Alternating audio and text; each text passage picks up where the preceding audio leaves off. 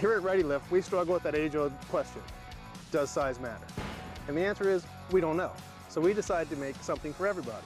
We have a leveling kit, we have SST kits, and we have our big lift kits.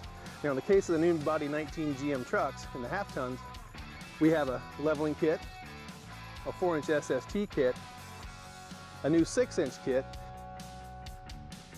and that kit gets you a perfect 6 inches of lift, courtesy of a top strut spacer, front and rear cross members, and blocks in the rear.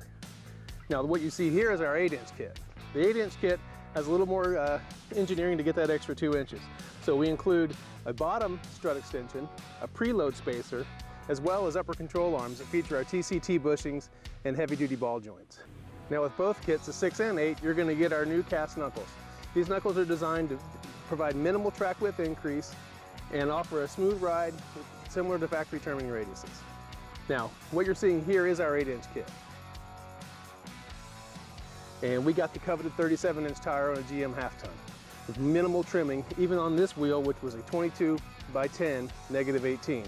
The tires are 37/12/50. In the rear, in both the 6 and the 8, you'll have a fabricated block with a bump stop tang. With the 8-inch, we'll have the addition of an add-a leaf to get you that extra height. Now on this 8-inch kit, like I mentioned before, we have a 22 by 10 -18 with a 37-inch tire that's 12.5 inches wide.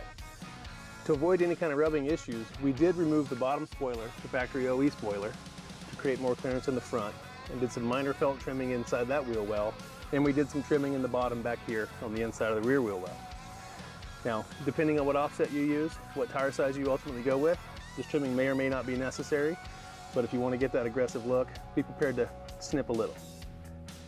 To learn more about these parts, please visit ReadyLift.com. And as always, follow us on Facebook, Instagram, and YouTube.